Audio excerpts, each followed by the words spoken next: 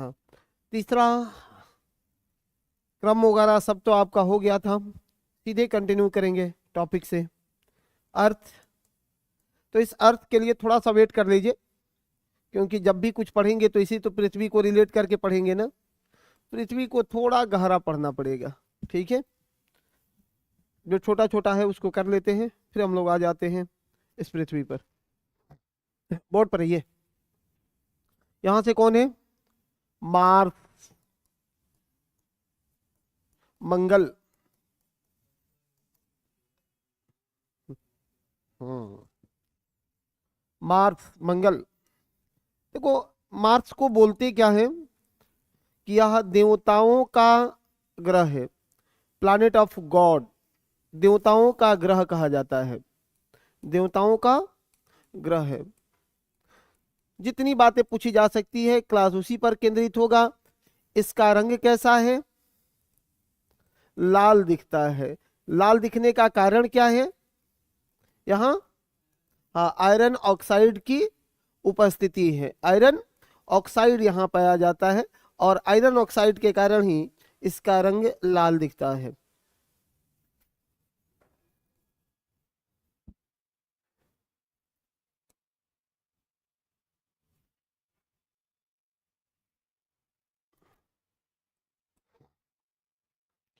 उपग्रह वगैरह कल के क्लास में, या इसका परिक्रमण अवधि कल हमने देखा था। कितना है परिक्रमण अवधि? 687 दिन।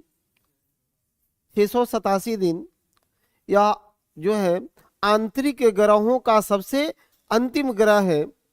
यहाँ पाया जाता है सौर मंडल का सबसे ऊंचा ज्वालामुखी, सबसे ऊंचा ज्वालामुखी। और सौरमंडल का सबसे ऊंचा ज्वालामुखी कौन सा है? जो लोग कल नहीं थे, आज नहीं लिखिए, अभी 2-4-5 मिनट आप लोग समय दे देंगे, फिर उसके बाद कंटिन्यू करिएगा। और सौरमंडल का सबसे ऊंचा पर्वत भी।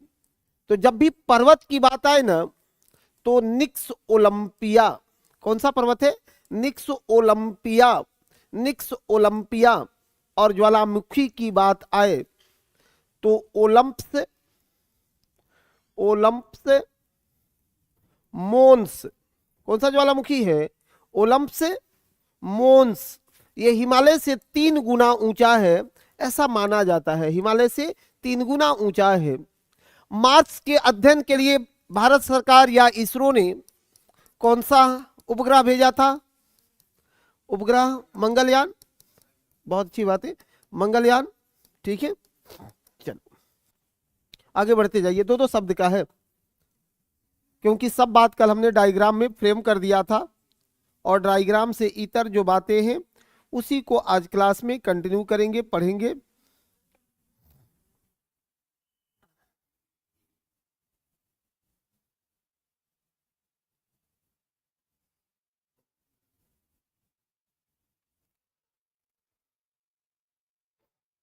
ये देवताओं का ग्रह नहीं, इसे युद्ध का ग्रह कहा जाता है। इसे युद्ध का ग्रह कहा जाता है। देवताओं का ग्रह बृहस्पति है, इसे युद्ध का ग्रह कहा जाता है। लिखते जाइए, फटाफट लिख लीजिए। हाँ, युद्ध, युद्ध, युद्ध का देवता, युद्ध का ग्रह। हाँ, हाँ, ओलंप्स जोन्स, ओलंप्स मोन्स, ओलंप्स मोन्स, मोन्स, मोन्स निक्स ओलंपिया। जो लोग कल नहीं थे भाई, आप लोगों को कुछ चेहरे ऐसे हैं जो कल नहीं थे, आप लोगों को कोई ज्यादा फायदा नहीं होना है, क्योंकि इसको हमने डायग्राम कल बना करके उसमें सारी बातों को इनपुट कर दिया है। कुछ चीजें जो बच गई उसको एक्स्ट्रा में कर रहे हैं। निक्स ओलंपिया ये एवरेस्ट से 3 गुना बड़ा है। एवरेस्ट से 3 गुना बड़ा है। आगे बढ़े।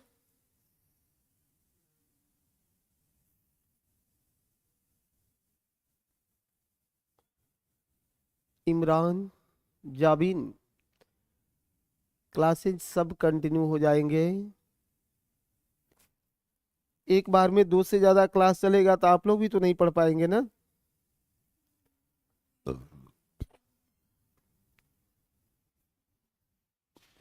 आगे बढ़ाएं। इसको इसको बोलते हैं भाई क्या, युद्ध का ग्रह या युद्ध का देवता। लाल है, कारण क्या है, यहाँ आयरन ऑक्साइड की उपस्थिति है। सौर मंडल का सबसे ऊंचा ज्वालामुखी है ओलंपस मोन्स। सबसे बड़ा पर्वत है निक्स ओलंपिया, यह एवरेस्ट से 3 गुना बड़ा है। बाकी इंफॉर्मेशन कि इसके 2 उपग्रह हैं, फोबोस और डिमोस। ये सब काम कल हो चुका है। आगे बढ़ेंगे बृहस्पति को लेकर के। बृहस्पति को लेकर के, बृहस्पति जुपिटर है, इसे कहा जाता है देवताओं का ग्रह। बृहस्पति को कहते हैं देवताओं का ग्रह। इसे लघु सौर तंत्र भी कहा जाता है, लघु सौर तंत्र भी कहा जाता है। सबसे बड़ा ग्रह भी है, सबसे बड़ा ग्रह भी है। इसके उपग्रह सेकेंड लार्जेस्ट या सेकेंड हाईएस्ट उपग्रह हैं किसके, बृहस्पति के। सेकेंड हाईएस्ट उपग्रह हैं बृहस्पति के।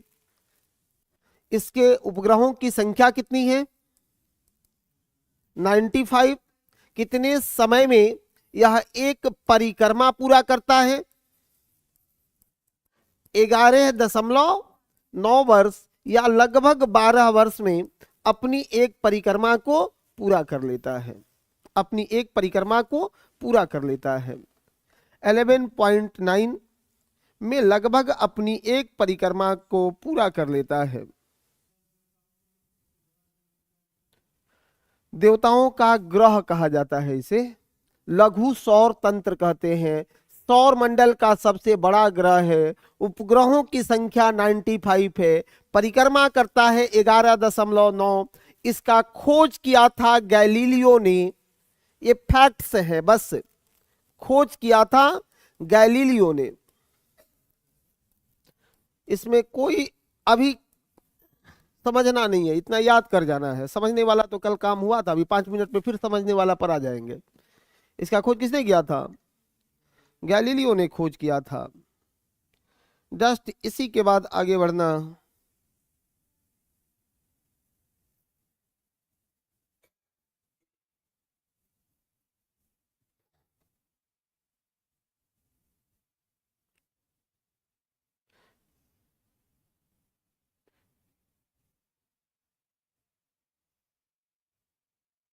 ठीक है,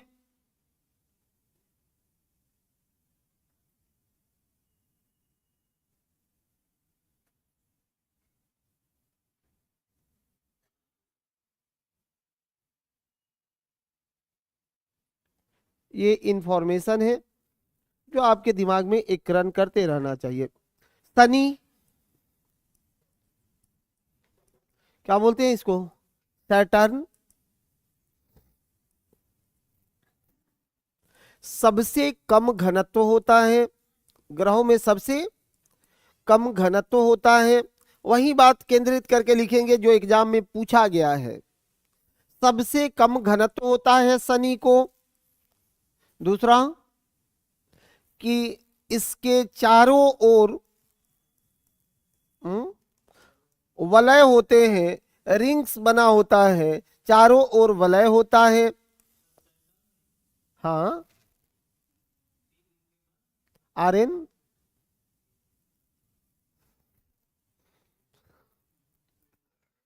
मीडिया वाला गांधी मैदान में पकड़ लेगा। ये हम ख्याल रखते हैं कि बीपीएससी वाला को पढ़ा रहे हैं, ठीक है। हाँ, चलिए, चारों ओर वलय बना होता है। नेक्स्ट, इसका परिक्रमण अवधि कितना है भाई, कितना है, 29 वर्ष। उपग्रह कितने हैं, 145। इसे कहा जाता है क्या, कृषि का देवता, कृषि का देवता इस रूप में जानते हैं शनि को। बस लिखे, कृषि का देवता। अंतिम ग्रह है जिसे आंखों के द्वारा देखा, नग्न आंखों से देख सकते हैं।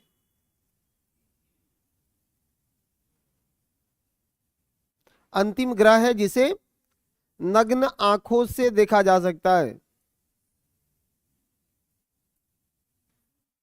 जहां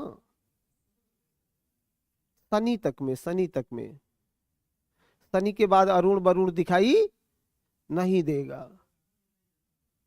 पहचानते हैं जी इसको? इसके माथवा पर लिखा है कि शनि कौन है। अभी तो देखे एक नवा ग्रह कारला को देखा जा रहा है 700 वर्षों में, वह एक परिक्रमा पूरा करता है। थोड़ा सा बात उस पर भी कर लेंगे, ठीक है। चलिए,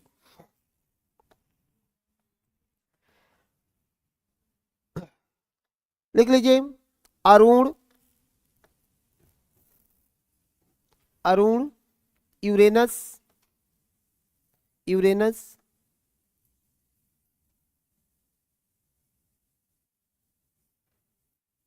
यूरेनस,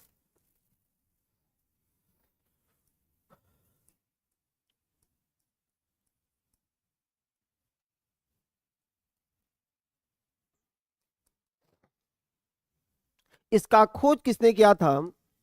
हर्सेल ने। नाम सुना है आपने? हर्सेल ने। दूसरा इसमें लिख करके रखिएगा कि यहाँ मीथेन गैस है और मीथेन गैस की उपस्थिति के कारण, मीथेन गैस की उपस्थिति के कारण ये कैसा दिखता है? उपस्थिति के कारण इसका रंग हरा हो जाता है, ये हरा दिखने लगता है। तीसरा परिक्रमा करता है अपना 84 वर्ष में एक परिक्रमा करता है सूर्य का। इसके उपग्रहों की संख्या कितनी है? 27 है। इसे कहा जाता है स्वर्ग का देवता। बस एक शब्द में याद रखना है, किसी को स्वर्ग का देवता कहते हैं, हो गया, स्वर्ग का देवता कहा जाता है, गॉड ऑफ हेवन कहते हैं।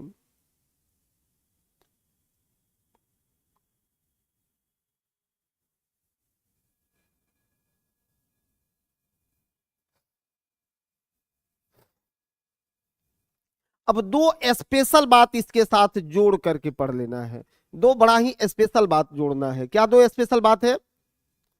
कि इसे कहते हैं लेटा हुआ ग्रह, इसी को कहते हैं लेटा हुआ ग्रह। ये लेटा ग्रह क्यों?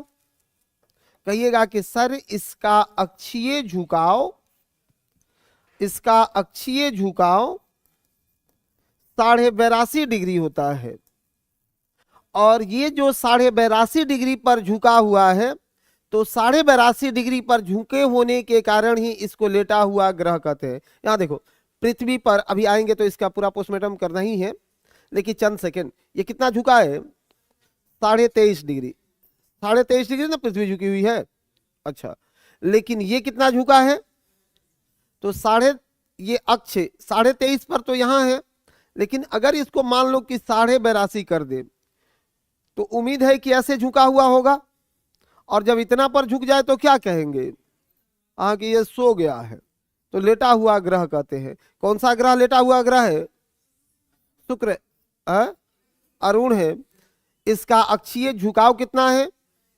82.5 डिग्री अपने एक्सिस पर ये झुका हुआ है। एक चीज और याद रखिएगा कि नोट लगा करके नीचे लिख लेना कि जितने भी ग्रह हैं, जो भी ग्रह हैं, उन सबकी परिक्रमण दिशा, ऊपर लिखते हैं तो नहीं दिखता है, अब दिक्कत हो जाता है। आइए, ग्रहों का परिक्रमण दिशा बोर्ड पर रहे कि सर इनका परिक्रमण दिशा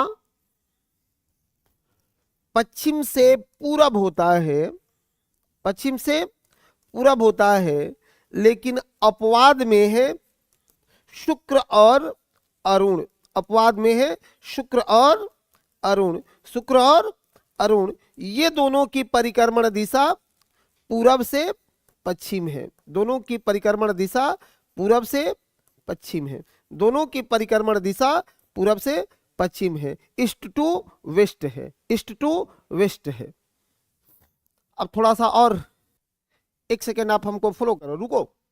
अभी हम पश्चिम की तरफ खड़े हैं ना, यहां से हमको सूर्य का परिक्रमा करना है, तो पश्चिम से पूरब जाना है। अब मेरे पास दो डायरेक्शन होगा पश्चिम से पूरब जाने का। एक तो हम ऐसे भी मूव करके जा सकते हैं, और दूसरा कि हम ऐसे भी मूव करके जा सकते हैं, नहीं है? तो ग्रह कैसे जाते हैं? पश्चिम से पूरब तो बता ही दिए। अब वहां के बाद भी दो होते हैं, कि एक यहां से आप अपने दाईं होकर के चले जाओ, और दूसरा अपने बाएं होकर के चले जाओ। इसका भी कारण आपको मिलेगा बिग बैंग थियरी में ही। नहीं तो कुछ लोग सोच रहा होगा कि सर एक दिन दाएं से घूमेगा, एक दिन बाएं से, जीवन में बराबर रहेगा। ऐसा है क्या? अरे ऐसा हो सकता है? नहीं हो सकता है, कतई नहीं हो सकता है, क्योंकि ग्रहों में खुद ही एक उसका परिक्रमण है और दूसरा उसका परिभ्रमण भी है, रोटेशन भी है और रिवोल्यूशन भी है। तो एक परिक्रमण भी करता है और दूसरा परिभ्रमण भी करता है, ठीक है। लेकिन सपोज आ जाते हैं यहीं पर लेकर के, पृथ्वी पर ही आपको आ जाते हैं। ये तो सर्वविदित है, सबको पता है कि पृथ्वी सूर्य की परिक्रमा कर रही है और अपने इस एक्सिस पर, अक्ष पर भी ये घूम रही है ऐसे। लेकिन हम लोग बहुत आराम से हैं। दिक्कत होता है क्या कभी हम लोगों को? कारण क्या है? गुरुत्वाकर्षण बल। तो गुरुत्वाकर्षण बल इसका कारण कैसे हो सकता है? चपके रहते हैं। हाँ, ऐसे कैसे हो सकता है कि हम लोग को पता नहीं चलता है? होना तो यह चाहिए ना कि आज अगर 24 घंटा में ये एक चक्र पूरा कर रही है, तो अभी हम लोग पटना में हैं, तो 1 घंटा के बाद पता चलता है कि इलाहाबाद में होते, फिर वहां से यूएस वगैरह सब घूम लेते। पूरा घूमेगा तो नहीं पता चलेगा जी। चाक पर झुलवा पर बैठ जाते हैं तो पूरा घूमता है तो नहीं पता चलता है। आप बताओ कि आप झूला पर बैठते हो, वो ब्रेक डांस, अब ब्रेक डांस पूरा घूमता है तो पता चलता है कि नहीं चलता है? अच्छा, ज्यादा स्पीड होगा तो पता नहीं चलेगा।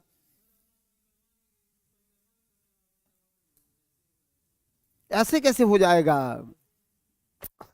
ये जबरदस्ती कर रहा है कि मान जाओ, मान जाओ गुरु, मान जाओ। सुनो, कह दीजिएगा कि सर जो पृथ्वी ये परिक्रमा कर रही है ना, तो ये अपने परिक्रमण में पूरा एटमॉस्फेयर घूम रहा है। इसमें केवल पृथ्वी का ये भूपर्पटी और पृथ्वी ही नहीं घूम रही है, पूरा वायुमंडल घूम रहा है। और जैसे पूरा वायुमंडल घूमेगा, इसका अनुभव नहीं होगा। अगर केवल ये घूमने लगे जहां हम लोग खड़े हैं, तो जीवन संभव नहीं हो सकता है। आपको आज अनुभव करा देंगे हम कि कैसे घूमता है, पक्का। अभी तो पता नहीं मेरा वीडियो है कि नहीं, इसमें 10-20 सेकंड का वीडियो भी लगवाते हैं, क्लिप की पता चले। सुनो ना पहले। अभी तो इंफॉर्मेशन दे रहे थे तो कहे कि उसको मन करे तो लिखो, जो लोग ने पुराने थे वो लिखो। अब समझाने की बात है तो इसको दिमाग में लगाओ, इसके लिए पैसा देते हो, ठीक है। अब देखिए, अब कभी एक बात बताओ कि पृथ्वी का पूरा अगर एटमॉस्फेयर घूम रहा है, तो कभी ये आपने सोचा कि सपोज पटना से कोई फ्लाइट जो है ये उड़ान भर के और जाकर के नेपाल में त्रिभुवन हवाई अड्डा पर उतरना चाहता है, काठमांडू में। अब वो तो क्षोभ मंडल से ऊपर उड़ा नहीं उड़ा? क्षोभ मंडल से ऊपर उड़ा? हाँ, क्षोभ मंडल से ऊपर उड़ा। सुनो, लेकिन वो जाकर के सीधे उतर जाता है त्रिभुवने पर। वो ऊपर है तब तक काठमांडू वहीं पर था। काठमांडू तो घुमा होगा। सोचिए कि अगर ये यहां से गया तो काठमांडू तो 10 मिनट में अपने दाहिनी ओर खसक गया होगा। लेकिन फिर भी वो उतर जाता है काठमांडू पर, क्या कहेंगे? तो वह ना, उसको उतर जाना चाहिए पाकिस्तान में, लेकिन वो उतर जाता है नेपाल में। सुनो, आप दो तीन चीज समझ के रखना। यहाँ पर दिशा बताने वाला ही कहते हैं कि रहता है सर, वो कहा गया कि पकड़िए काठमांडू जा रहा है, ऐसे नहीं समझना है। सुनो, जितने भी ये एरोप्लेन्स के रूट बनाए गए हैं ना, इस रूट के पृथ्वी के घूर्णन गति के समतुल्य उस रूट को निश्चित किया गया है। और आप एटलस में भी देखिएगा तो ये स्ट्रेट नहीं, कर्व बना हुआ आपको दिखेगा। स्ट्रेट नहीं होता है, ये हमेशा कर्व बना हुआ दिखेगा कि यहां से पटना से मारा, लेकिन उसको पता है कि अभी कहां काठमांडू शिफ्ट किया होगा, जाकर के वहां लैंड कर रहा है। और जैसे ही आएगा क्षोभ मंडल में, उसका कोई अनुभूति नहीं होगी। ठीक है, तो इसको पढ़ लो, थोड़ा सा और गहराई तक चलेंगे इसमें, पहले इसको खत्म कर लो। एक और बचा ही है, कौन सा है? वरुण। एक और बचा ही है, क्या है? वरुण। देखिए वरुण को, वरुण, नेपच्यून क्या बोलते हैं इसको? हाँ, नेपच्यून लिखते जाओ। नेपच्यून में सबसे अंतिम ग्रह, सबसे अंतिम ग्रह, सर्वाधिक ठंडा ग्रह, सर्वाधिक ठंडा ग्रह, जिसे सागर का देवता कहा जाता है, गॉड ऑफ सी, सागर का देवता कहा जाता है। इसका परिक्रमण अवधि कितना है? कितना है भाई? हाँ, 164 या 165 वर्ष बोले थे, दोनों में से कुछ भी एक दे देगा। ऐसे ही बीपीएससी आजकल उल्टा पुल्टा लिख रहा है। उपग्रह कितने हैं? 14। हाँ, एक बात याद रखिएगा कि 3 ग्रहों के वलय हैं। किसके किसके? तो सबसे ज्यादा वलय है, शनि में भी वलय है, अरुण में भी वलय है, और वरुण में भी वलय है। ये तीनों ग्रहों के पास वलय नुमा संरचनाएं पाई जाती है। केवल शनि को ही मत पढ़ लीजिएगा, ठीक है? शनि, अरुण और वरुण ग्रह है, इसके चारों तरफ रिंग बना होगा। ठीक है, छल्ला हिंदी में बोलते हैं, छल्ला।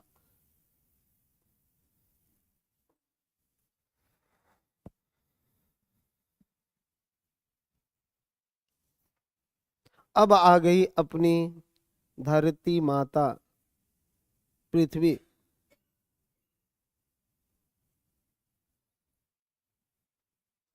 धरती माता अपनी पृथ्वी।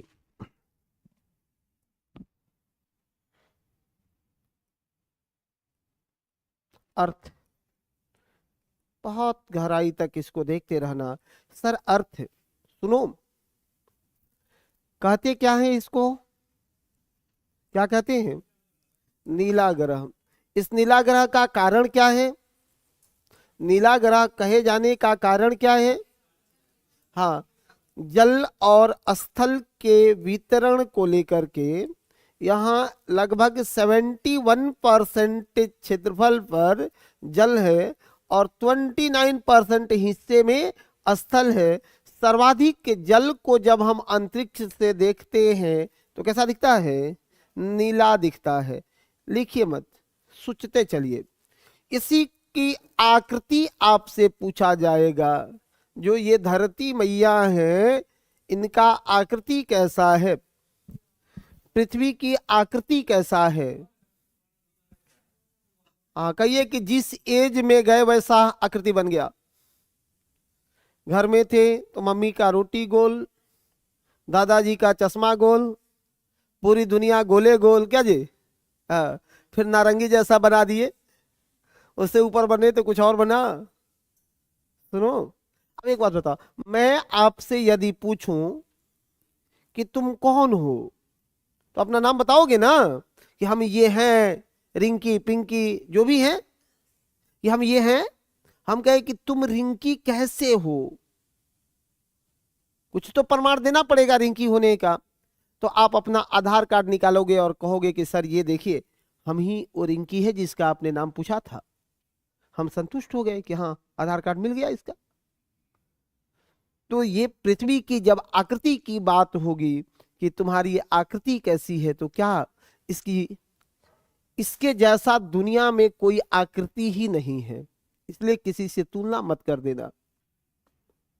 आकृति कैसा है, तो सबसे पहले सुनो, जियो मतलब पृथ्वी। जियो किसको बोलते हैं? पृथ्वी को। जिस दिन ज्योग्राफी शुरू हुआ था उसी दिन समझाए थे कि जियो क्या है? पृथ्वी। आप पृथ्वी की आकृति पूछ रहे हैं तो क्या मांग लेंगे? उसका आईडी ले लेंगे। नहीं, उसका आईडी ले लेंगे। अब इससे को एक साथ मिला करके पढ़ोगे, क्या आएगा? जियोड।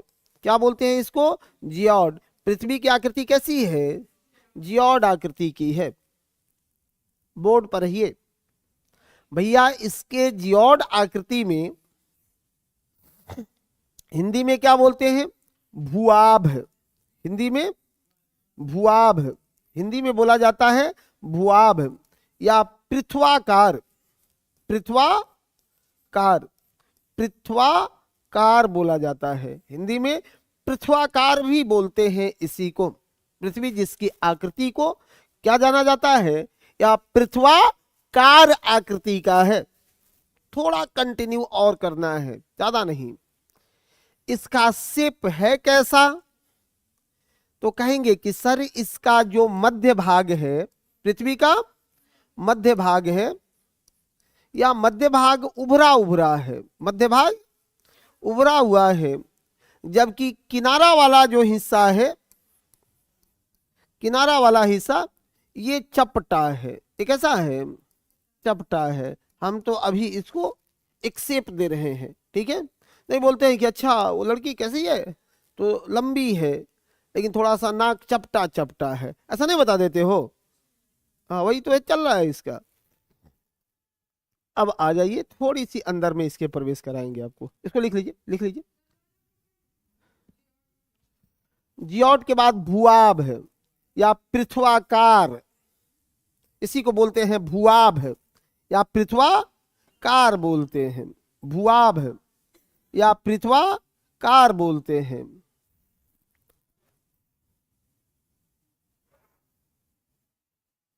या पृथ्वाकार बोलते हैं। अच्छा, क्या फिर से बताएं? रूबी ऑनलाइन में है, लिखिए। किनारा, किनारा, किनारा।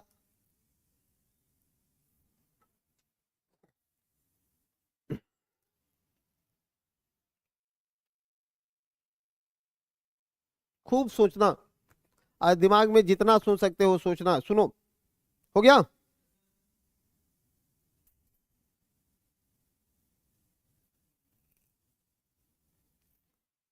इसलिए हम पृथ्वी को लेके आए हैं, ठीक है। यहां देखो, अब ये पृथ्वी में कितना झुकाव है? क्यों ये 23.5 डिग्री ही झुकाव है? आपको मैं नहीं बताऊंगा इस क्लास में, क्योंकि फिर आप दूसरा सेक्शन में उलझ जाओगे, ठीक है। हाँ ठीक है, मोटा मोटी बात कर लेंगे, लेकिन जो बहुत काम की बात है उस पर रहिए। अब ये झुकाव है 23.5 डिग्री, लेकिन अगर परीक्षा में दे कि 66.5 डिग्री झुकी हुई है अपने कक्ष पर, तो क्या वो गलत है क्या?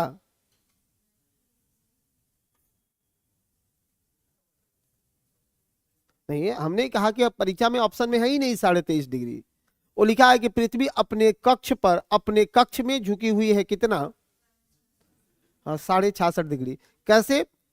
सुनो कि जैसे एक तरफ 23.5 ये झुकेगा, दूसरे तरफ कितना हो जाएगा? ये 66.5। तब तो 23.5 और 66.5 दोनों मिलकर के 90 होगा ना। और 90 होगा तो कहां होगा? सीधा होगा। 90 होगा तो सीधा होगा। 23.5 और ये 66.5, 90 होगा तो ही ये सीधा हो सकता है, अन्यथा सीधा नहीं हो सकता है। लेकिन एग्जाम में क्वेश्चन आएगा कहां से? तो सर केवल इसके झुकाव से क्वेश्चन नहीं आएगा, क्वेश्चन आएगा इसके झुकाव के प्रभाव से कि इसके झुकाव का प्रभाव क्या है, पृथ्वी के झुकाव का प्रभाव क्या है। बंधु मोबाइल रख दीजिए, मोबाइल नहीं चलाइए। एक तो अपने डिस्टर्ब होंगे, दूसरा अगल बगल वाले भी परेशान होंगे ना। ये झुकाव का प्रभाव क्या है? कुछ लोगों के मन में आ रहा होगा झुकाव को लेकर के, तो चलो, ये कितना झुका हुआ है? 23.5 डिग्री। ये झुका हुआ है कितना? 23.5 डिग्री। लेकिन जब इस कक्ष की बातें होगी तो यहां से कितना झुका है? 66.5 डिग्री। और तब 66, 23.5 मिलकर के पुनः ये कितना होगा? 90 होगा। झुकाव का परिणाम होता क्या है? एक बार सोच करके फटाफट बता दीजिए कि झुकाव का परिणाम होगा क्या? नहीं समझ में आ रहा है? ये झुकाव का ही परिणाम है कि किसी भी स्थान पर दिन और रात छोटा बड़ा होता है। फिर भी यही क्वेश्चन रहेगा, किसी भी स्थान पर दिन और रात का छोटा बड़ा होना किसका परिणाम है? सिंपल क्वेश्चन पूछ रहे हैं, क्यों नहीं ये पूछा जाएगा? यही तो VVI क्वेश्चन है कि किसी भी स्थान पर दिन और रात का छोटा बड़ा होना परिणाम है झुकाव का, घूर्णन का, परिक्रमण का, एक से अधिक इनमें से कोई नहीं। पांचों ऑप्शन आपका तैयार है, क्या कहेंगे? हाँ, झुकाव का परिणाम है। क्यों? क्योंकि यहां देखिए, कहीं से यहां से सूर्य का प्रकाश इस पर पड़ रहा है और इसमें रोटेशन है, तो ये झुकावे का देन है कि जिधर जाएगा उधर दिन बड़ा कर देगा और नहीं होगा उधर छोटा कर देगा। लेकिन अगर बात हो कि दिन और रात का होना किसका परिणाम है, तो वो घूर्णन का परिणाम है, वो झुकाव का परिणाम नहीं है। ठीक है, गलती मत मार दीजिएगा। महाभारत में कौरवों के हार का एक कारण अगर ढूंढना हो तो हम एक कारण आपको यही कहेंगे कि जो अर्जुन के लिए रखा था उसको घटोत्कच पर चला दिया। एक कारण अगर बताना हो कि जो अर्जुन के लिए संभाल के रखा था उसको घटोत्कच पर चला दिया, हार गया। हाँ, देखिए गड़बड़ आदमी है, ये लगते हैं ये दूसरी दुनिया में चल जाते हैं। हमने कहा एक कारण और एक शब्द, लिखते जाओ। झुकाव, झुकाव का परिणाम है दिन और रात का, हाँ, दिन और रात का छोटा बड़ा होना, दिन रात का छोटा बड़ा होना, दिन रात का छोटा बड़ा होना। इसके बाद बात करेंगे घूर्णन पर, इसके बाद बात करेंगे घूर्णन पर, इसके बाद जस्ट बात करेंगे आपसे घूर्णन को लेकर के। रोटेशन, रोटेशन, पृथ्वी को रोटेट होने में, घूर्णन करने में कितना समय लगता है? 24 घंटा, 23 घंटा 56 मिनट 4 सेकंड का समय लगता है भैया, एग्जैक्ट टाइम वही है, 23 घंटा 56 मिनट 4 सेकंड का समय लगता है। इसकी घूर्णन दिशा कौन सी है? दिशा है पश्चिम से पूरब, इसका दिशा पश्चिम से पूरब। तो जब घूर्णन की दिशा क्लियर है पश्चिम से पूरब की ओर, तो इस दिशा का परिणाम क्या होगा? अब ये बताना है, केवल ये नहीं पढ़ते जाना है, हर चीज का कारण और उसका परिणाम ढूंढ लो, एग्जाम निकल गया। कि पृथ्वी पश्चिम से पूरब की ओर घूमती है, इसका परिणाम क्या दिखता है? क्वेश्चन बनाऊं कि कैसे पूछेगा? यहां कहा मौसम को ला दिए। सुनो, परीक्षा में क्वेश्चन में पूछेगा कि भैया सूरज का पूरब में उगना और पश्चिम में डूबना किसका परिणाम है?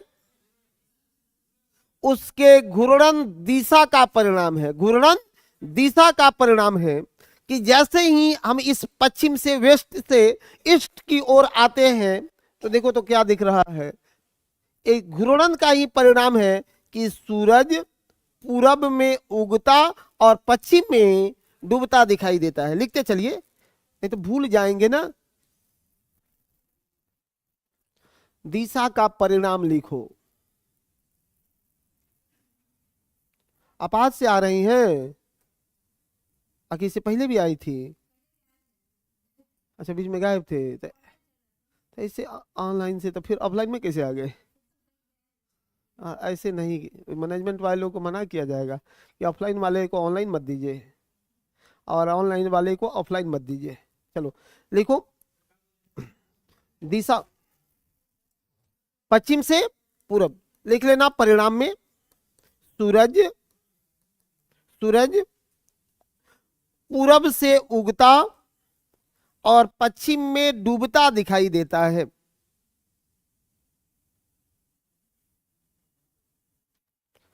सूरज पूरब में उगता और पश्चिम में डूबता दिखाई देता है। दूसरा दूसरा बात लिखो इसका, पॉइंट नंबर 2। दूसरा पॉइंट क्या है भैया? उपग्रह प्रक्षेपण केंद्र, सैटेलाइट लॉन्चिंग पैड, उपग्रह प्रक्षेपण केंद्र पूर्वी तटों पर बनाए जाते हैं। पूर्वी तट पर बनाया जाता है, पूर्वी तट पर बनाया जाता है। उपग्रह प्रक्षेपण केंद्र को पूर्वी तटों पर बनाया जाता है। कारण क्या है?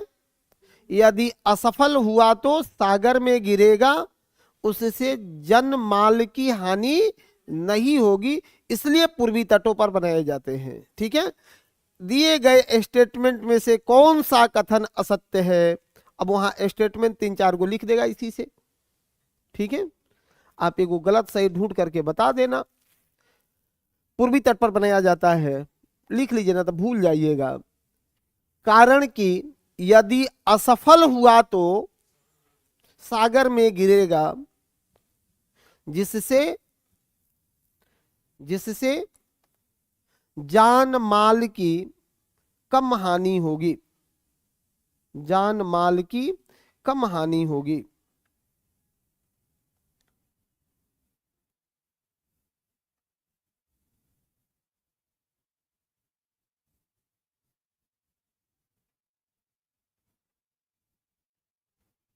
नेक्स्ट लिखे, अब लिखो घूर्णन का परिणाम। नेक्स्ट लिखना, जो घूर्णन है, रोटेशन है, इस घूर्णन का परिणाम, घूर्णन का परिणाम दिन रात का होना, दिन रात का होना, किसी भी स्थान पर दिन रात का होना, ये परिणाम है किसके? घूर्णन का परिणाम है। दिन रात का छोटा बड़ा होना, झुकाव का, ठीक है, जो टिल्ट है उस टिल्टेड होने का ही परिणाम है क्या? दिन रात का छोटा बड़ा होना। सबसे इंपॉर्टेंट कोरियोलिस बल, सबसे इंपॉर्टेंट घूर्णन का परिणाम क्या है? कोरियोलिस, कोरियोलिस बल, कोरियोलिस बल, कोरियोलिस बल, कोरियोलिस फोर्स। सुनो, ये समझना पड़ेगा सबको। कोरियोलिस बल कहते किसको हैं? कहिएगा कि सर यह एक इमेजिनरी फोर्स है, आभासी बल है। सुनो, यह एक आभासी बल है जिसका हम लोग अनुभव नहीं कर पाते हैं। यह उत्तरी गोलार्ध में अपनी दाईं ओर और दक्षिणी गोलार्ध में बाईं ओर काम करता है। उत्तरी गोलार्ध में अपनी दाईं ओर और दक्षिणी गोलार्ध में बाईं ओर। उत्तरी गोलार्ध में महासागरीय धाराओं की दिशा और पवन की दिशा निर्धारित करता है कोरियोलिस बल। तो दक्षिणी गोलार्ध में भी महासागरीय धाराओं की दिशा और पवनों के दिशा को निर्धारित करता है कोरियोलिस बल। दिक्कत है? अब थोड़ा दिमाग पर सोचो एक बार कि सर जैसे अटलांटिक महासागर वगैरह में हम लोग चलते हैं, दूसरा महासागर समझ में नहीं आएगा आप लोगों को, इसीलिए मैं अटलांटिक महासागर का उदाहरण दे देता हूं। ठीक है, तो अटलांटिक महासागर में देखो कि गल्फ स्ट्रीम से ऊपर जब बढ़ करके जाते हो तो वहां से अटलांटिक महासागर की दिशा किधर घूमती है? तो उत्तरी गोलार्ध में दाईं ओर घूम करके जाकर टकराता है कहाँ? हाँ, सीधे जाकर के यूरोप में टकराता है, वहां पर केनारी वगैरह का धारा बनाता है, याद है। जबकि दक्षिणी गोलार्ध में यदि हम चलें तो यहां ब्राजील के तटों से टकराते हुए जाके किधर घूमता है? बाईं ओर घूमता है, बेंगुला का धारा वगैरह बनाता है। तो यही इसकी स्थिति बन गई है। ठीक है जी, हाँ, चलिए आगे बढ़ना। सोनू जी, अच्छा, हम आपका मैसेज अभी देख लिए भाई, चलो कोई बात नहीं। देखिए एनसीईआरटी जो किताब है वो अपडेट नहीं होता है, ठीक है। और ये जो उपग्रहों की संख्या है, प्रतिवर्ष अंतर्राष्ट्रीय खगोलीय संघ का जो सम्मेलन होता है उसमें इन चीज़ों पर चर्चाएं होती है। तो जब कोई नया मिलता है तो उसको पढ़ लेना है। जो हम आपको लिखाए हैं उसको पढ़ के रखिए, नो डाउट वही सही होगा, ठीक है।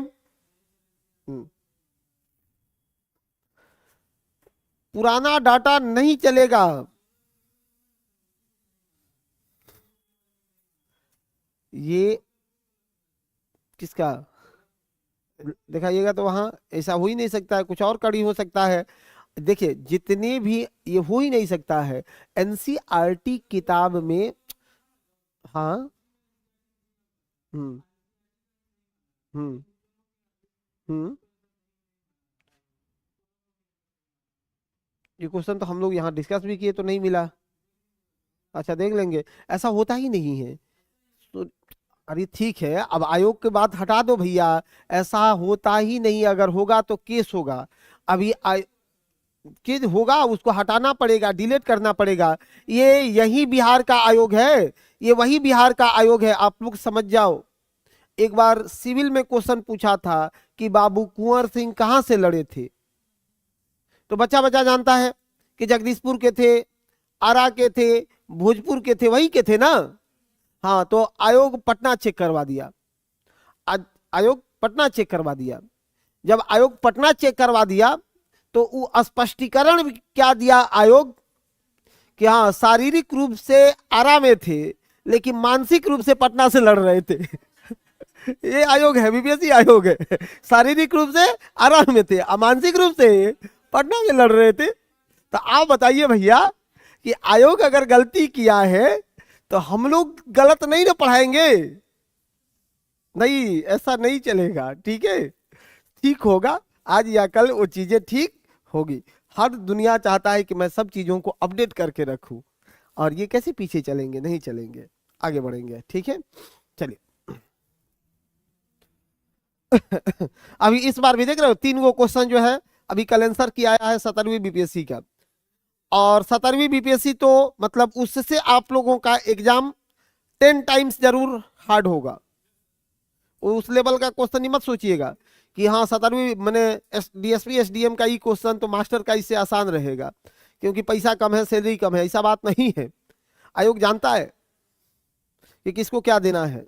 आप लोग को जो पकड़वा देगा वो गूगल पर भी खोजने से नहीं मिलेगा। TRE4 टफ एग्जाम होगा, हो सकता है TRE1 का दूसरा रूप हो जाए TRE4। TRE1 का क्वेश्चन देखिएगा उसका लेवल क्या था।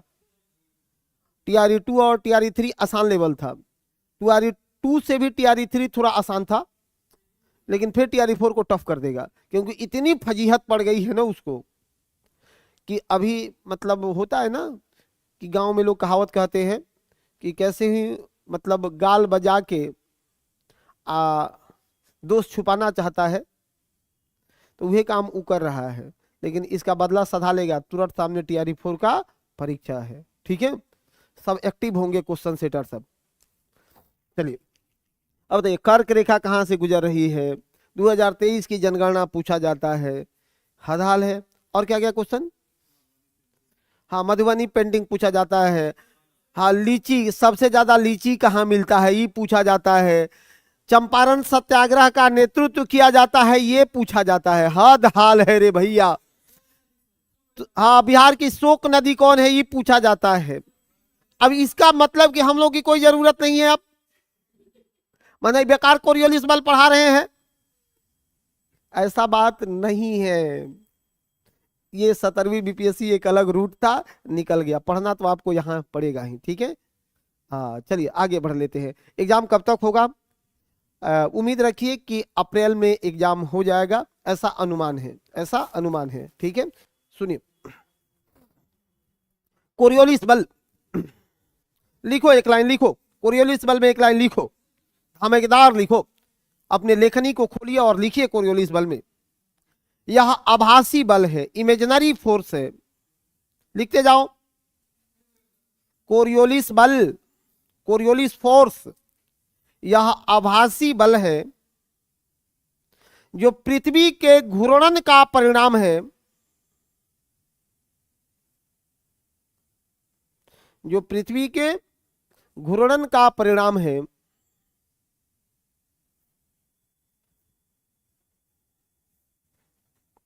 जो पृथ्वी के घूर्णन का परिणाम है, यह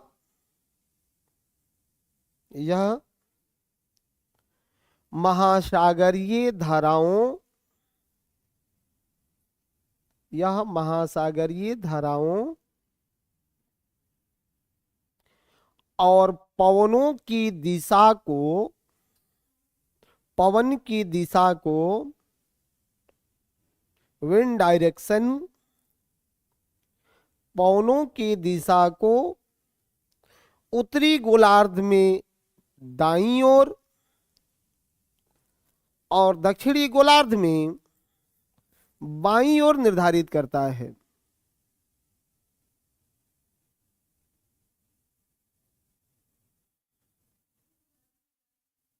और दक्षिणी गोलार्ध में बाईं ओर मोड़ता है, सीधे लिख लो, निर्धारित करता है, दिक्कत करेगा, क्या लिखोगे कि मोड़ता है, एकदम पकड़ के घुमा देता है। चलो अब एक बात बताओ, घूर्णन सबसे ज्यादा होता कहां है? घूर्णन सबसे ज्यादा होता कहां है? तो सीधी बात है, यहां भी एक चक्र पूरा करना है 24 घंटा में, और यहां भी एक चक्र पूरा करना है। गांव में पहले देवरी होता था बैल से, आप लोग देखे हैं? नहीं देखे हैं? हाँ नहीं देखे हो, धान ओन का देवरी होता था जी। चलिए कोई बात नहीं, अगला जनरेशन तो और नहीं देखेगा, हम लोग अंतिम जनरेशन है जो देखे हैं, ठीक है। सुनिए, उसमें क्या होता था कि यहाँ एक बैलवा मेह में बांधल रहता था, वो चलता था धीरे धीरे, और जो रहता था किनारे पर उसको दौड़ा दौड़ा के दौड़ाया जाता था, देखे हैं? पूरा दौड़ाया जाता था। कारण क्या है भैया कि इसको भी एक चक्कर पूरा करना है और इनको भी एक चक्कर पूरा करना है, लेकिन इसका जो परिधि है, ये परिधि पेरीमीटर बड़ा हो जाता है और इसका छोटा हो जाता है। तो डायरेक्शन हर जगह एक जैसा घूर्णन गति होगा? नहीं होगा। याद रखिएगा कि विषुवत पर, भूमध्य रेखा पर घूर्णन गति सर्वाधिक होता है, जबकि ध्रुवों पर शून्य होता है। दिक्कत है? भूमध्य रेखा पर सबसे ज्यादा होता है और ध्रुवों पर शून्य होता है। अब इसका एक और परिणाम होगा, रुको, इस बात का एक और परिणाम निकलेगा। कौन परिणाम निकलेगा भाई? तो ग्रेविटी को यह प्रभावित करेगा, गुरुत्वाकर्षण को प्रभावित करेगा। कैसे गुरुत्वाकर्षण को प्रभावित करेगा? कि विषुवत से ध्रुवों की ओर जाने पर गुरुत्वाकर्षण बढ़ता है। क्या होगा? बढ़ता है। यहां स्पीड, गति ज्यादा है तो गुरुत्वाकर्षण कम हो जाता है, ध्रुवों पर ज्यादा मिलेगा तो गुरुत्वाकर्षण बढ़ जाएगा। हम लोग खुदे जाकर के अगर ध्रुव पर वेट कराएंगे ना, तो वहां हम लोगों का वेट थोड़ा ज्यादा हो जाएगा, ठीक है, सीधी बात है। आगे लिखो, परिक्रमण, इसको भी खत्म करिए। परिक्रमण,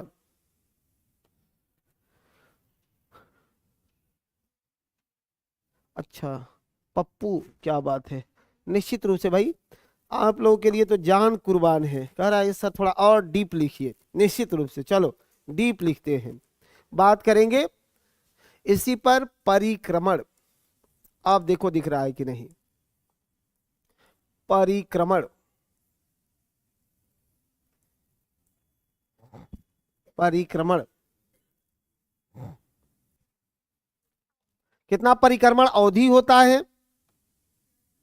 परिक्रमण अवधि, परिक्रमण अवधि, ये तो अपने अक्ष पर घूम रही थी पृथ्वी ना, अब कहा सूर्य की परिक्रमा कर रही है। तो ये परिक्रमण अवधि कितने का है? 365 दिन और 5 घंटा 48 मिनट 46 सेकेंड। इसलिए हम लोग लगभग में मान लेते हैं 365 दिन 6 घंटा, लगभग में मान लेते हैं 365 दिन 6 घंटा। ठीक है? इस परिक्रमण का परिणाम क्या है? परिक्रमण का परिणाम क्या है भाई? इस परिक्रमण का परिणाम क्या है? लिख दो, इसका परिणाम होता क्या क्या है। सबसे, सूर्य और पृथ्वी के दूरी में परिवर्तन होते रहता है। नंबर 1 कि इसी परिक्रमण का परिणाम है कि सूर्य और पृथ्वी के दूरी में परिवर्तन। लिखते चलो, सूर्य और पृथ्वी के दूरी में परिवर्तन। सूर्य और पृथ्वी के दूरी में परिवर्तन।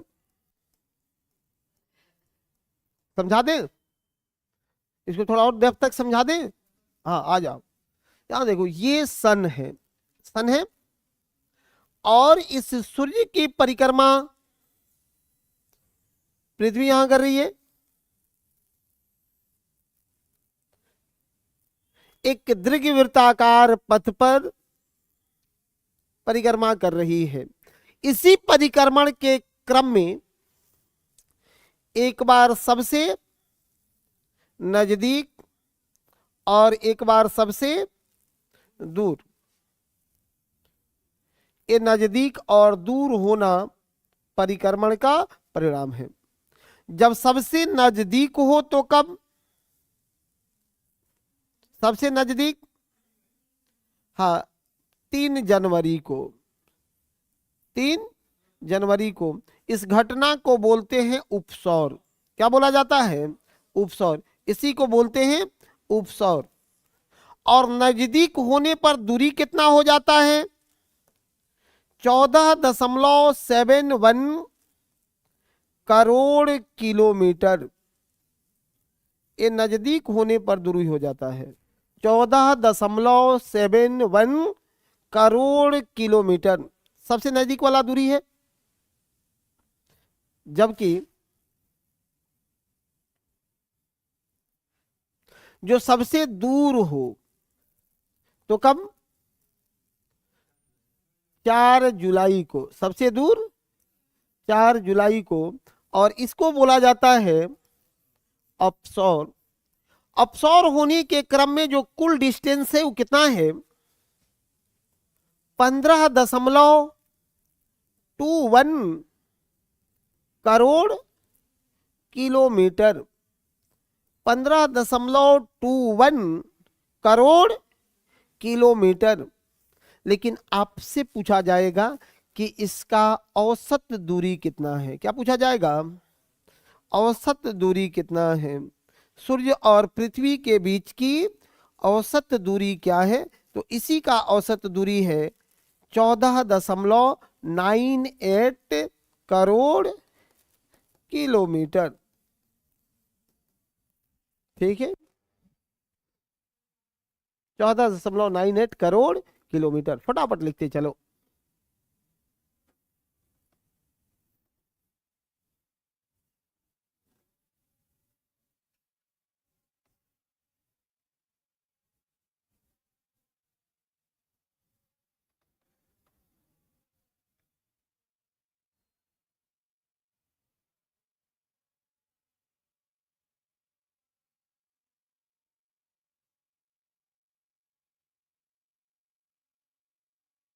क्या दिक्कत? किसको दिक्कत आया?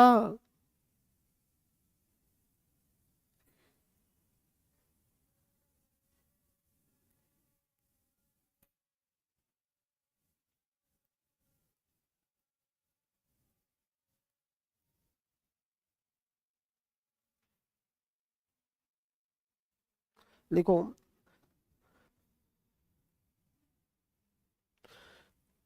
ऋतु परिवर्तन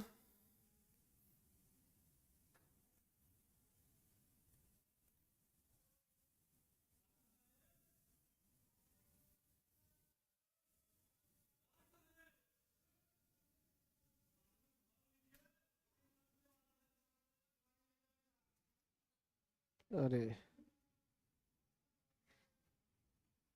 ऋतु परिवर्तन,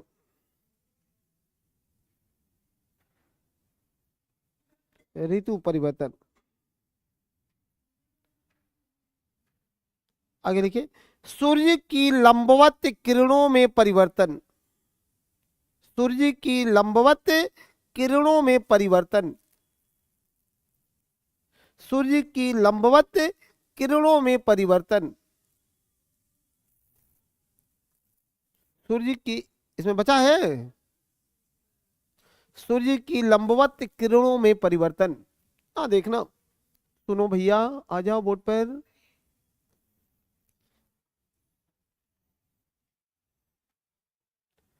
ये अभी तो अक्षांश देशांतर पढ़ाए नहीं है, पढ़ाएंगे, लेकिन ये मोटा मोटा देख लो। सूर्य की जो लंबवत किरण है, वह सूर्य की लंबवत किरण ट्रॉपिक ऑफ कैंसर से लेकर के और ट्रॉपिक ऑफ कैप्रिकॉर्न तक ये होता है, कर्क से लेकर के मकर तक। 22 दिसंबर को सूर्य मकर रेखा पर होता है, जबकि 21 जून को कर्क रेखा पर होता है। तो सूर्य के लंबवत किरणों में ये जो भी परिवर्तन होता है, इस परिवर्तन का परिणाम क्या है? ये तो मौसम परिवर्तन होगा ही, दिन और रात के लंबाई में अंतर होगा। यहां क्या अंतर होगा? लंबाई में अंतर होना शुरू होगा, दिन रात के लंबाई में अंतर होगा। दिक्कत है, दिन रात तीनों में आ गया, कंफ्यूज नहीं होना है, दिन रात के लंबाई में। अब एक सेकंड देख लेना, ये 21 मार्च और 23 सितंबर को सूर्य विषुवत रेखा पर होगा, यही होगा ना? इसका परिणाम क्या है भाई? इसका परिणाम क्या है? इसका परिणाम क्या है? आ जाएगा, भाग्या तो आ जाएगा फिर।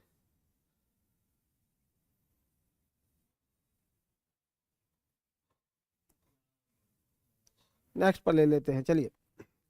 इसका परिणाम क्या होता है, बोर्ड पर ही है कि सर इसी का परिणाम होता है, इसी का परिणाम होता है कि एक तो लगा लेना डेट के साथ, दूसरा लगा लेना नॉर्दर्न हेमिस्फीयर उत्तरी गोलार्ध में, और आगे उत्तरी गोलार्ध में, और नेक्स्ट है दक्षिणी गोलार्ध में। ये दक्षिणी गोलार्ध में, उत्तरी गोलार्ध में कब? अगर 21 जून को देखो तो उत्तरी गोलार्ध में दिन बड़ा होगा और रात छोटा होगा, छोटी होगी रातें, ठीक है। दो डेट आ गया, 21 मार्च और 23 सितंबर। 21 मार्च और 23 सितंबर को दोनों ही गोलार्धों में दिन और रात बराबर होगा, जबकि 22 दिसंबर को उत्तरी गोलार्ध में दिन छोटा और रात सबसे बड़ा। बस उसी का तो परिणाम है ये। आगे बढ़ जाए,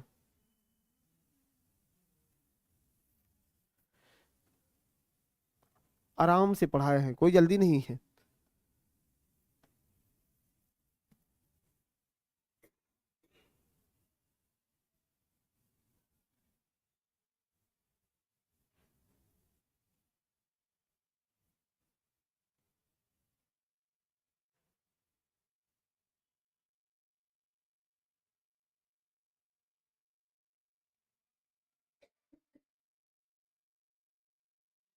क्या करे? अच्छा बैक करे, इसमें बचल है।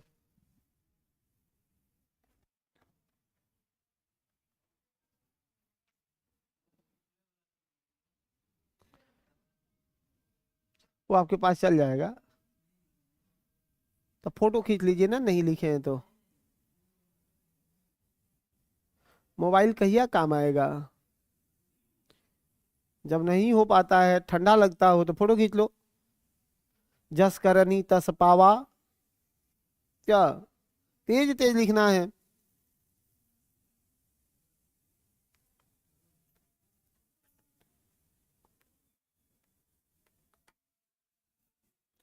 इस बार एक क्वेश्चन पूछा गया है।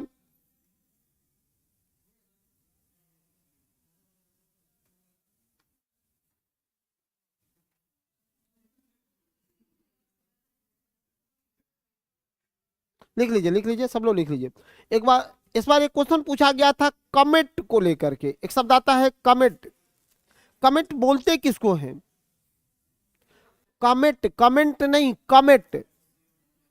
वो देवनागरी लिपि में लिख दिया है कमेट। शब्द है अंग्रेजी, लेकिन लिपि लिख दिया है देवनागरी में कमेट। तो कमेट किसको बोलते हैं? इसी को बोलते हैं पूछल तारा। सुनो, पूछल तारा। ये पूछल तारा है क्या? धूल कण और गैसों से निर्मित एक पिंड होता है जो सूर्य की परवलयाकार पथ पर अनियमित परिक्रमा करता है।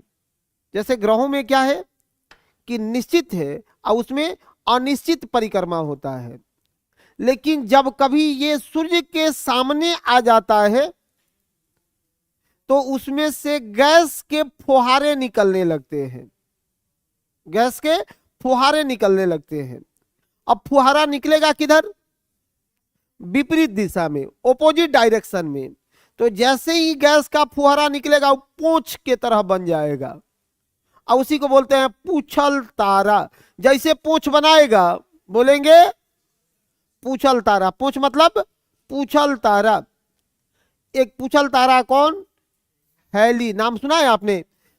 76 वर्षों में एक बार दिखाई देता है। तो इसको थोड़ा सा आप हेडिंग लगा करके और लिख लिया करो। नेक्स्ट पेज, पीछे की आगे। हम्म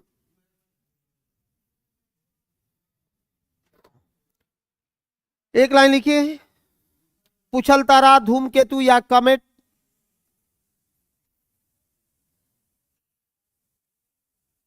पूछल तारा, धूमकेतु या कमेट।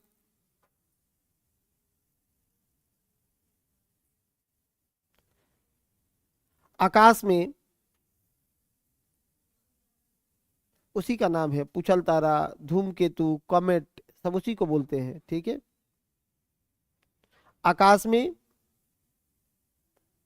धूलकण, बर्फ, बर्फ और गैस से निर्मित होते हैं।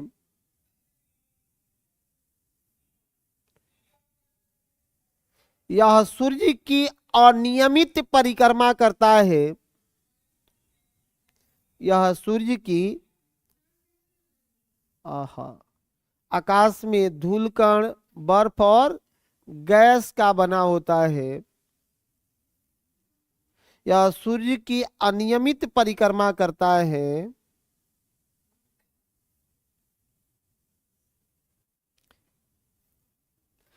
जब भी यह सूर्य के नजदीक जाता है, जब भी यह सूर्य के नजदीक जाता है,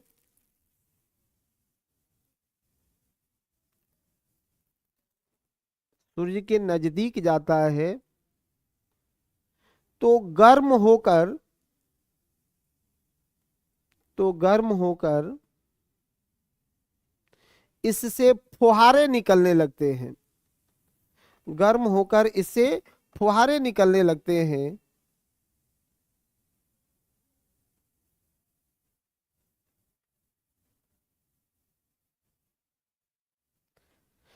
जिससे पूंछ जैसी संरचना का निर्माण होता है, इसे पूछल कहते हैं।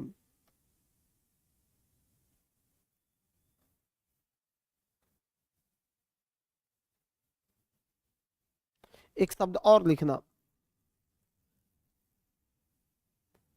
तारे की पूंछ सूर्य के विपरीत दिशा में रहता है। इस तारे का पूंछ सूर्य की विपरीत दिशा में रहता है। एपिक लाइन है ये, समझ रहे हो ना, इंपॉर्टेंट लाइन रहेगा। तारे का पूंछ, कौन तारा? पूछल तारा। तारे का पूंछ सूर्य के विपरीत दिशा में रहता है। तारे का पूंछ सूर्य की विपरीत दिशा में रहता है। एक शब्द और लिखिए इसी में।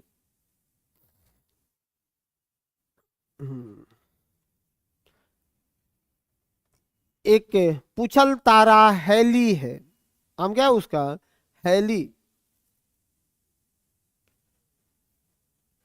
यह एक पूछल तारा हैली है। हैली कौन सा? हैली है। यह पृथ्वी से 76 वर्ष के अंतराल पर देखा जाता है। 76 वर्ष के अंतराल पर देखा जाता है। 76 वर्ष के अंतराल पर इसको देखा जाता है। ठीक है, 76 वर्ष के अंतराल पर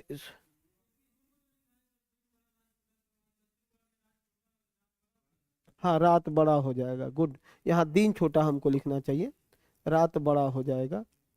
यहाँ दिन बड़ा, रुको रुको, यहाँ दिन बड़ा होगा तो रात छोटा होगा।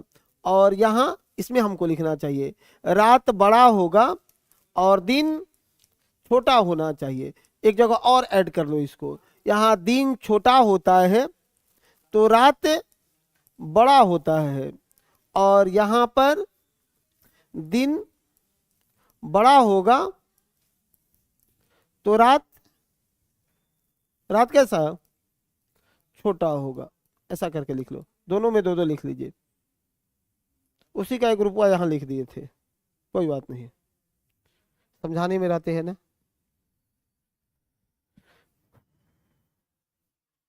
चलिए एक बात और समझिए।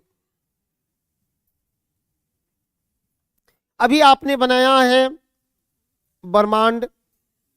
ब्रह्मांड को बनाए किससे, किस विधि से बनाए? अरे कौन सी थ्योरी जो है सत्य के नजदीक मिला? बिग बैंग थियरी, या सत्य के नजदीक मिला। सैकड़ों थ्योरी में से एक थ्योरी को हम लोगों ने जज किया था। इसमें बहुत है, दोलन सिद्धांत, लाप्लास, उसके बाद आपने जियोसेंट्रिक, हेलियोसेंट्रिक, हर्सेल, ये सब लोगों को देखा था ना। उसमें से एक मिला था बिग बैंग। अब छोटी सी बात कि जीवन की उत्पत्ति किस प्रक्रिया का परिणाम है? आए? जीवन की उत्पत्ति किस प्रक्रिया का परिणाम है?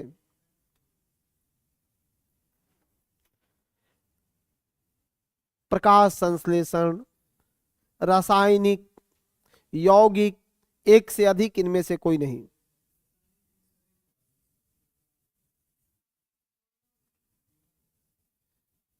बात वही है कि पहले मुर्गी आई कि अंडा। मेरे क्वेश्चन में और इसमें ज्यादा अंतर नहीं है।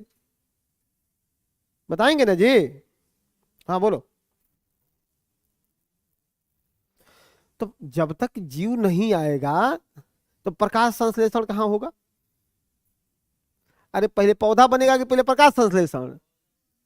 पौधा बनेगा ना। ये कह रहे हैं पहले प्रकाश संश्लेषण, कैसे भाई? तू ना समझ लो। थोड़ा सा और समझा, रुको आओ। हाँ कोई बात नहीं, चलिए ठीक है। सुनो मेरे भाई, एक दिन हम लोग क्लास रखेंगे, आज तो समय कम है, कि जीवन, उसी दिन बातें होगी जल, उसी दिन बातें होगी वायु पर, ठीक है। और तीनों का जो सोर्स है वह सोर्स है बिग बैंग थियरी। लेकिन थोड़ा सा बात आपको समझा देते हैं, थोड़ा सा बात समझा देते हैं, सुनिए।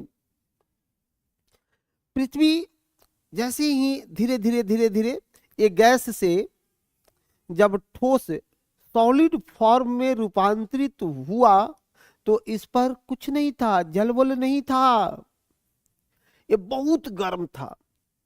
अब एक बात बताओ, कोई चीज जब ज्यादा गर्म होता है ना तो वो ठंडा कहां से होता है, ऊपर से कि नीचे से? अभी जाड़े का दिन है, आज जाड़ा के दिन में गांव से अगर तुम लोग आता होगा तो गांव में अलाव जलाया जाता है, देखा है कभी घूर अलाव? अच्छा, अलाव किधर से ठंडा होता है भैया, ऊपर से कि नीचे से? ऊपर से होता है कि नहीं? जैसे जैसे जो है ठंडा होगा हटाते जाते हैं, हटाते जाते हैं, और बाद में छोटा सा नीचे जो गड्ढा खोने रहते हैं वो बच जाता है, वही बचता है ना।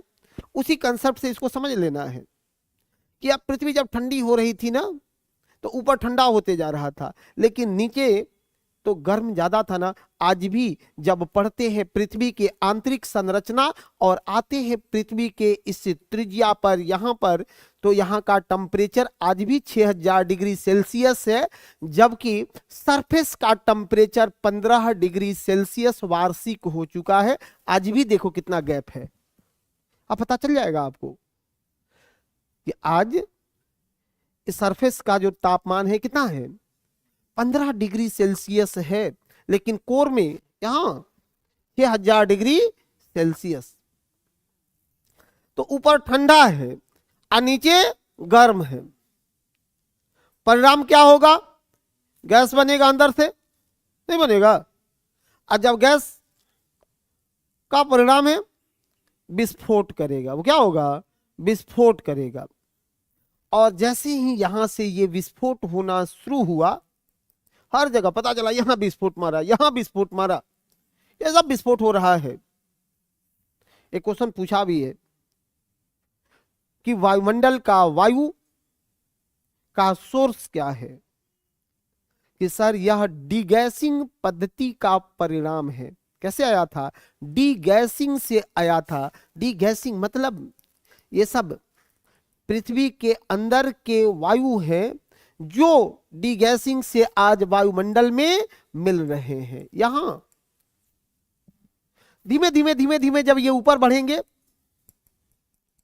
तो एक लिमिट को इन्होंने प्राप्त किया,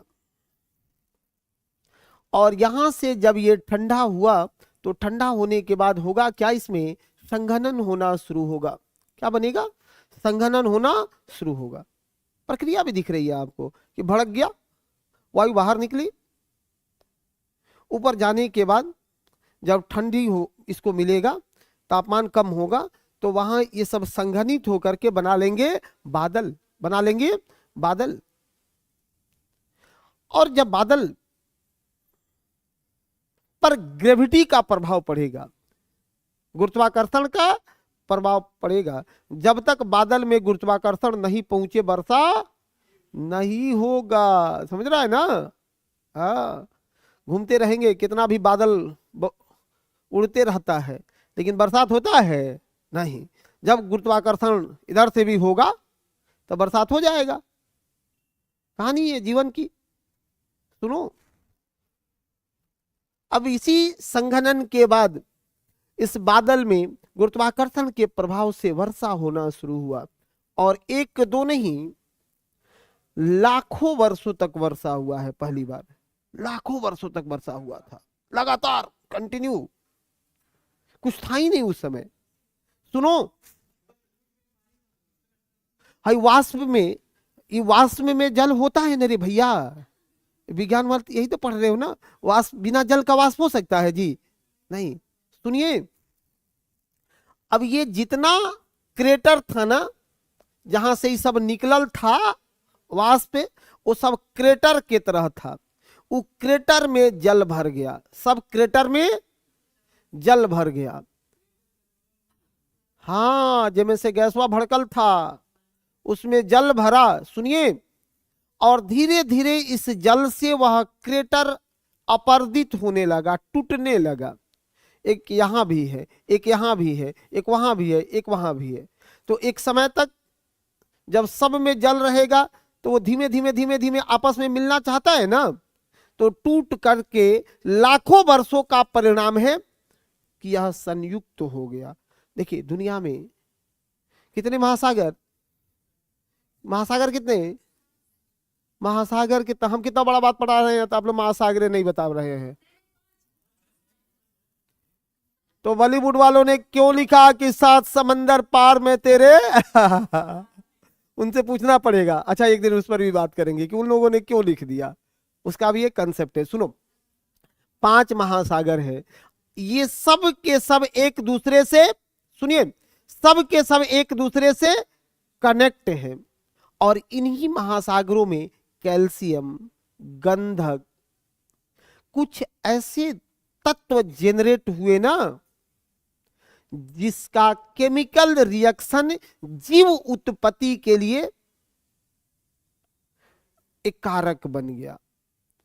और वहीं पर प्रकाश संश्लेषण नहीं, बल्कि रासायनिक प्रक्रिया का, रासायनिक रिएक्शन का, केमिकल रिएक्शन का परिणाम है कि जीवन की उत्पत्ति हुई। साइनोबैक्टीरिया, अब यहां से साइंस वाले सर को दे दिया जाएगा बॉल, वो अपना लेके बढ़ेंगे। यहीं से कौन सा साइनोबैक्टीरिया वो निर्मित हुआ। अब एक बात बताओ तुम लोग, चलो थोड़ा और रमते हैं 5 मिनट। कहेंगे कि सर वहां पर जो शैवाल बना, पहला जीव क्या, सिंपल शब्द में समझ लो, शैवाल बना। हम सब लोग शैवाल से बने हुए लोग हैं और इसको एक्सेप्ट करने में हमें किसी प्रकार की कोई गुरेज नहीं है, कोई गुरेज नहीं है। यहां से जिसको विज्ञान नहीं समझ में आए वो सीधे अध्यात्म समझ लो, दुनिया क्लियर हो जाएगी। अगर विज्ञान नहीं समझ में आती है तो अध्यात्म पकड़ लो। देखो हिंदू धर्म क्या सिखाया कि सर विष्णु के अवतार, और सबसे पहला अवतार कौन सा अवतार हो रहा है, मत्स्य अवतार। अध्यात्म ने भी जीवन कहां डाला है, पानी में। अध्यात्म ने भी जीवन कहां डाला, पानी में। यहां से आगे थोड़ा और बढ़ना है तो डार्विन की विकास का सिद्धांत पढ़े ना, चार्ल्स डार्विन। उन्होंने ही कहा कि अरे भैया जीवन की उत्पत्ति कहां, जल में हुई। और फिर वहां से विकास की अवस्थाओं से गुजरते गुजरते गुजरते गुजरते हिंदू धर्म ने कहा कि 84 लाख योनियों के बाद एक मानव योनि मिलता है। यही तो आज 21वीं सदी का विज्ञान बताता है कि शैवाल के विकास के बदलते बदलते बदलते बदलते आज हम मानव में पहुंचे हैं। 84 लाख से कम है क्या? अरे शैवाल से इंसान बनना 84 लाख से कम है क्या? एक समय ऐसा था कि इस पूरे ब्रह्मांड में डायनासोर, जुरासिक काल कहते हैं उसको, ज्योग्राफी, जुरासिक काल, पूरे ब्रह्मांड में डायनासोर का प्रभुत्व था। जहां देखो वहीं डायनासोर। विलुप्त हुए कि नहीं? हम लोग भी अनंत नहीं है, एक समय डायनासोर की तरह हम लोग भी, हाँ श्योर है विलुप्त हो जाएंगे, श्योर है विलुप्त हो जाएंगे, नो डाउट। फिर कोई एक अलग प्राणी का इससे, हाँ यहां पर अलग कहानी बनेगी। हाँ ये है कि हम लोग अपने जनरेशन में खत्म होने वाले नहीं है, ये अभी करोड़ों वर्ष की घटना है, जिसके बाद कुछ होगा। होगा कि नहीं? सुनिए एक बात और बताओ, यहीं से कंटिन्यू करो। अब जीवन कैसे बन रहा है, तो विज्ञान और अध्यात्म दोनों वही बता रहे हैं कि पहला मच्छप अवतार और दूसरा कच्छप अवतार।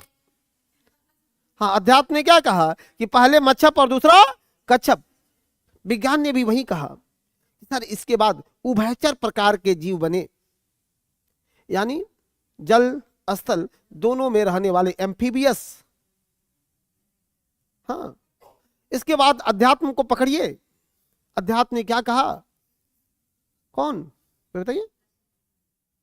मच्छप कच्छप के बाद तीसरा वराह अवतार हुआ।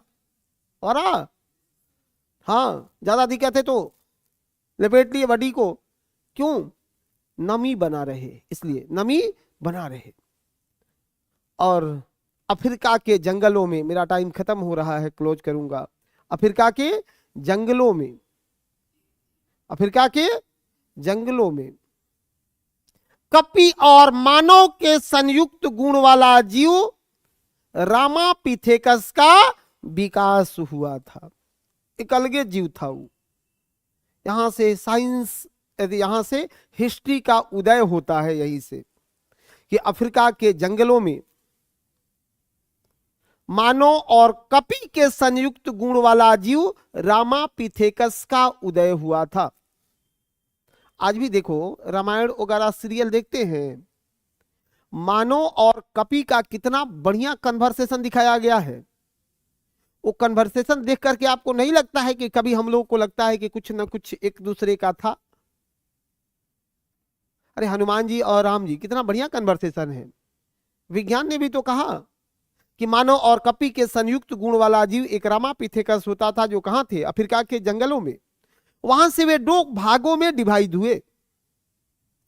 एक वृक्षों के डाल को अपना आसियाना बनाया, तो दूसरे ने घास के मैदान को अपना आसियाना बना लिया। बाकी जीव एक ही है।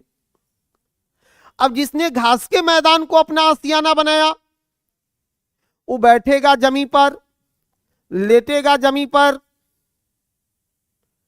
एक दूसरे के सामने होगा जमीन पर, साहचर्य जीवन जिएगा जमीन पर। तो क्या बातें होगी? धीरे धीरे उसका पुछवा पर कुछ प्रभाव पड़ेगा कि नहीं? हाँ, बैठते बैठते बैठते बैठते रगड़ से तो कुछ भी खत्म हो जाता है, नहीं हो जाता है? हाँ, गायब।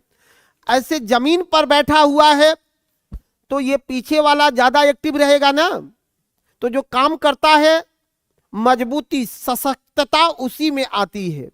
ये ऊपर वाला आराम कर रहा था, मुंह वाला पकड़ के इसको खा रहे थे, सुस्त पड़ गया तो देखो ये मोटा हो गया और ये क्या पतला पड़ा। और धीरे धीरे वहां से रामापिथेकस से ऑस्ट्रेलोपिथेकस, ऑस्ट्रेलोपिथेकस से इरेक्टस, नाम सुना है ना? इरेक्टस अवस्था में आकर के मानव कहा कि एक बार खड़ा होते हैं। देखो वहीं से खड़ा होना शुरू हुआ। फिर नियंडरथाल, क्रोमैग्नन और 30,000 वर्ष पहले होमोसेपियंस का विकास होता है, जब आकर के हम लोग पढ़ रहे हैं। इस सबका ओरिजिन है ज्योग्राफी में, ठीक है? बाकी जितनी बात को मैं पढ़ा देता हूं उससे बाहर क्वेश्चन नहीं आएंगे। एनसीईआरटी किताब के साथ अपने कॉपी को मिला के खूब बढ़िया 10 बार पढ़ लीजिए, कभी दिक्कत नहीं होगा। Thank you. और किसी को दिक्कत है?